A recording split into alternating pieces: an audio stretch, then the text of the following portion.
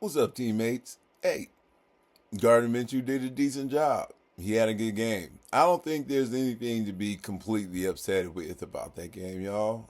I mean, it was exciting. We were in it. It was close. Uh, you know, Minshew did a couple of mistakes instead of magic, and you know, yeah, we weren't able to stop him at all, at all. That was the worst part of it. Actually, is just them marching and marching and marching up the field. It just that part sucked because they it seemed like they couldn't stop them. They just really couldn't. They just was getting nickled and dimed to death until they finally got pushed into the end zone. But you got to blame the defense for that. But also, I think people kind of discount the fact that we have so many injuries. I mean, our backfield, our DBs are torn apart. We got our starting what is he? Free safety? Epps? Yeah, he's free. So anyway, we're missing Epps. Now Jacorian's gone and who else? Nate Hobbs. So they were supremely hampered in that area. And then our defensive line is still short our superstar tackle, and we still haven't really filled out where everybody goes, and Malcolm Koopman's going from the beginning, and you know people don't really give any thought to the fact that there are injuries. People always say, next man up, and it's understandable that you would feel that way, but the truth is injuries hurt. You know what I'm saying? Like, if I'm a wide receiver as a person and I break my middle finger and I drop a ball and they like, yo, what the hell's the problem? I'm just jesting. I'm sorry. It was a tough ball. But, injuries matter. So if it matters to an individual, then the injuries matter to a team. So we're not performing the level we want, but we're also not playing the players that we want, right? So we're not getting what we expect. So we should have a little more understanding and, realize that the type of injuries that we've sustained this year, it really took us down. It really made it hard for us. And then we keep sustaining even more. It's just making it even harder.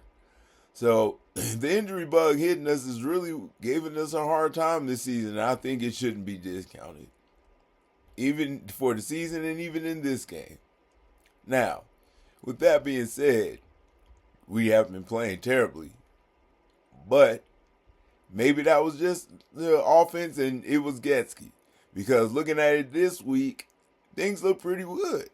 Like I said, I think Mark Minshew did a good job. I think it would be smarter for him to run Alexander Mattison more, but then he ended up getting hurt, and I believe had an ankle problem towards the end of the game.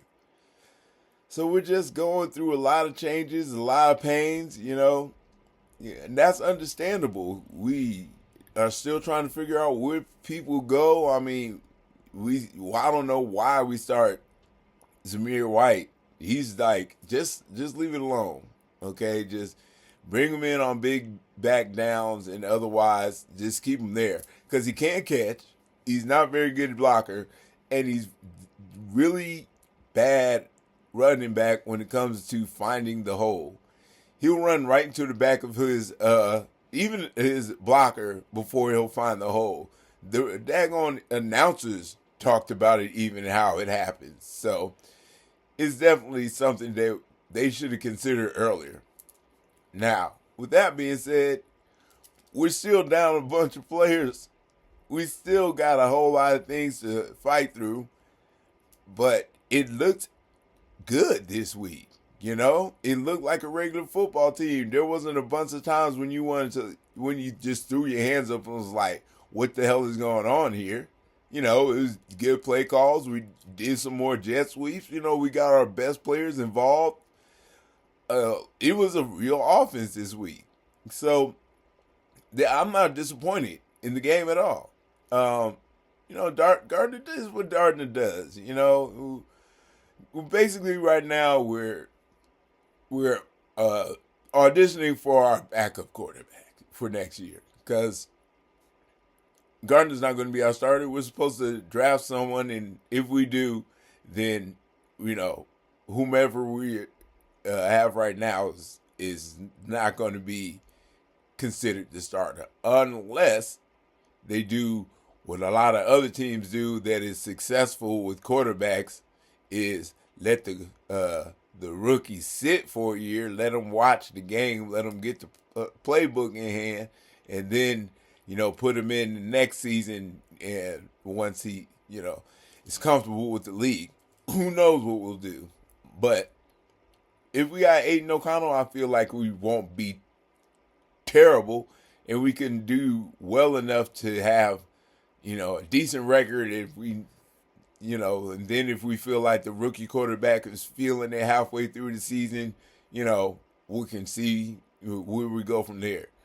And hopefully that rookie quarterback is Shedeur Sanders. That's the way it looks. Thank you, God. Again, I guess it was texted out from him. So happy to see that. But I'm really not disappointed about anything I saw today. I wish we would have won. It's disappointing. That's the only true disappointment in the game. Because it would have been nice to win. Just to come out and have that change. Because we the change that a new coach is supposed to bring. The good feel that it's supposed to have for the team. This little mental boost. And it didn't really come this time. But our offense looked a lot better. Gardner, he looked like the Gardner Minshew that we, had originally signed. So, but he still is Gardner Minshew. He still missed wide open receivers, and he should have thrown 2 picks because he threw one way over whoever was supposed to catch the ball head, and it hit the DB right in the hands, and he just dropped it. And it was a terrible pass where nobody else had a chance at it except for the dude on the other team who was thrown perfectly to him, and he just dropped it. Anyway, it's not a discount what Gardner did. The rest of the stuff was pretty decent play. It wasn't enough for us to win, but who's to say that anyone else in there was able to do too much better? He has still high, completion ratio. He did the best Gardner Minshew he can do. Does he miss wide open receivers? Yes. And is that the reason why I think he's not a good quarterback? Yes. Does he come up with some bad passes? But again, he did well enough to make it a decent game. I don't think anybody should be upset. Had too many things. We lost. We got so many injuries and so many things holding us down that it's hard to believe that we could really, really expect to go into games right now and get victories against teams that are healthy, have their own offense figured out to a certain extent. They have a quarterback who knows their offense actually. So we got a lot against us going against any team. So it seems plausible that as the season goes, we might not pick up any more victories. We're so far behind the 8 ball, it's really taking up a lot of space, and we're just not having enough area to see around it. And that's not an excuse, that's part of the truth. We'll see if that can change next year with an offensive coordinator that we're used to. Maybe Scott does a great job and we keep him and things, go forward from there. Who knows what can happen and what type of positive things could come from this season. One thing I do know is they're not going to fire Antonio Pierce. And I think, like I said before, Antonio Pierce is too much of the perfect coach for the situation that they're going into. Antonio Pierce is just going to be able to soak up all the knowledge, not put up too much of a fight, and work with what's going on and just keep the team motivated. And he'll grow with time management. And I think those are really the only problems he has is time management and making sure the team keeps their head up while they're in the game. So we lost. All right. The silver lining is losing isn't necessarily a terrible thing at this juncture in the year, right? So, you can't win them all. You can't lose them all, right? Well, maybe you can lose them all because it's looking like we might. But you can't win them all either. So, when the clouds get dark, look for the bright side, and it's at the silver lining. Guru.